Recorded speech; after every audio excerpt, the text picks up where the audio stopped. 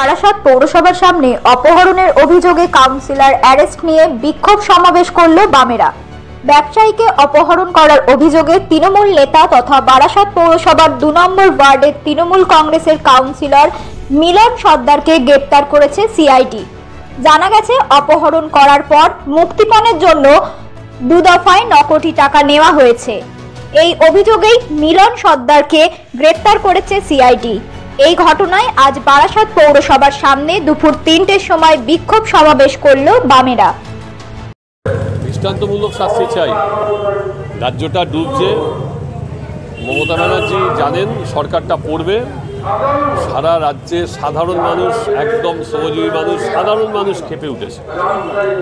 এই পরিস্থিতিতে বারাসাতের মতো পৌরসভাতে এইরকম একটা ঘটনা ঘটবে, এটা আমাদের কাছে খুব নয়, মানে এটা আমাদের কাছে খুব প্রত্যাশিত নয়। এখানে একেবারে অপ্রত্যাশিত। এবং কখনো শুনেছেন বারাসাত পৌরসভাতে? এই শহরটা বাংলার নবজাগরণের একটা প্রাচীনতম শহর, যে শহরে মানুষ মাথা উঁচু করে এখনও থাকে। কিন্তু মিলন সর্দার গতকাল এই ঘটনা ঘটিয়েছেন, পরশু এই ঘটনা ঘটিয়েছেন। যারা বলছেন কিচ্ছু জানেন না, সব জানেন। বিধানসভায় ভোট হয়নি, পৌরসভায় ভোট হয়নি, লোকসভাতে ভোট হয়নি। 28 থেকে 30টা বুথ দখলের দায়িত্বে থাকে মিলন সর্দার। ওর গুন্ডারা এসে এখানে এসে আপনার নিজেদের বুথগুলো দখল করার পরে পাইনিয়ারের বুথ দখল করেছে। জানেন না যারা এই ঘরটায় বসে আছেন, আরও বারাসাতে অনেকগুলো মিলন সর্দার আছে, শুনে রেখে দিন। একটা মিলন সর্দার নয়, এপার আর ওপার মিলে অন্তত 4 থেকে 5টা মিলন সর্দার আছে। মানুষই চিহ্নিত করবে। কি হবে ওই দলের আশা, ওই দলের আবাহন আর ওই দলের বিসর্জন বলে কি আছে বলুন তো? আরাবুল তো বহিষ্কৃত হয়েছিল, কুণাল ঘোষ বহিষ্কৃত হয়েছিল। কুণাল ঘোষ যখন লালবাজারের সামনে গিয়ে চিৎকার করছিলেন একগাল দাড়ি নিয়ে, যে সারদার কেলেঙ্কারির সব থেকে বড় পৃষ্ঠপোষক হচ্ছে মমতা ব্যানার্জি। সে তখন পার্টির জেনারেল সেক্রেটারি, সে তো পার্টির মুখপত্র। ওই পার্টির আবাহন আর বিসর্জন কে কাকে বহিষ্কার করছে?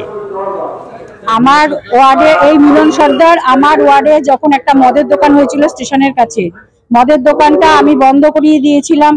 অবশ্য অনেক পার্টির থেকে, সব পার্টির থেকেই এটা ইনিশিয়েটিভ নিয়েছিল।